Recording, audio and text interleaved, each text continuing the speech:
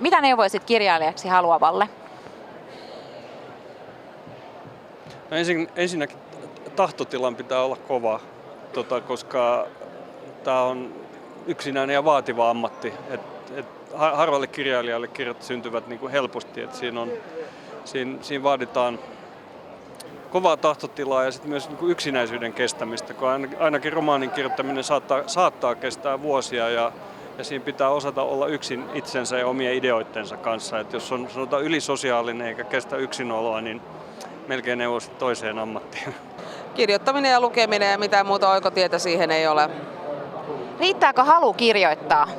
No, Suomessa on erittäin paljon ihmisiä, jotka harrastavat kirjoittamista ja se on erittäin hyvä harrastus, jos siitä tykkää, mutta siis se halu ei kyllä riitä oikein vielä mihinkään. Mitä tarvitaan lisäksi? No, miten olisi lahjoja? No, mikä on hyvän kirjailijan määrite? Hyvä kirjailija on kirjailija, joka kykenee kirjoittamaan erilaisia lukijoita, koskettavia kirjoja, joilla on ajallista kestävyyttä. No aina kun alkaa kirjoittaa, pitää varmaan miettiä tarkoin joku aihe ja rajata joku aihe, että tästä mä nyt kirjoitan ja en yritä halia siihen koko maailmaa, vaan kirjoitan tästä aiheesta ja loput jätän seuraavaan kirjaan.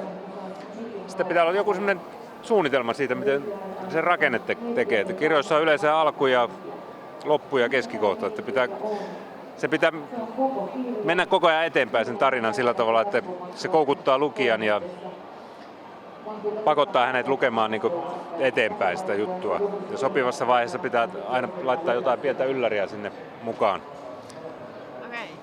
Riittääkö halu kirjoittaa kirjailijan uralle? Kuten äsken sanoin, niin pitää lukea paljon ja sen jälkeen on hyvä myös kirjoittaa paljon ja sitten vielä lukea paljon. Kirjoita tai älä kirjoita. Älä kirjoita kuulakärkikynällä, äläkä kirjoita lyijykynällä, äläkä kirjoita paperin molemmille puolille, vaikka sillä säästäisi luontoa. Käytä jotain hyvää kirjoitusohjelmaa. Muista käyttää vähintään 1,5 rivin väliä. Kaikkea tällaista. Loppu on sitten täysin kirjailijan omissa käsissä. Mutta nämä kun muistaa, niin silloin asia ei juutu tarpeettomiin yhdentekeviin yksityiskohtiin. Riittääkö halu kirjoittaa kirjailijaksi? Ei riitä. Eikä riitä oikeastaan edes lahjakkuus, ei riitä. Ne ovat vain välttämättömiä asioita, että päästäisiin alkuun. On halu kirjoittaa ja edes jonkinlainen lahjakkuus. Sen jälkeen vaaditaan työtä. Siis se on ensimmäiset kirjailijaksi haluavat karsiutuvat jo siinä, kun he kirjoittavat ankarasti puurtaen käsikirjoituksen valmiiksi ja sen jälkeen näyttävät sitä esimerkiksi kustannustoimittajalle, joka sanoo, että tämä on muuten hyvä, mutta tämä pitää kirjoittaa kokonaan uudestaan.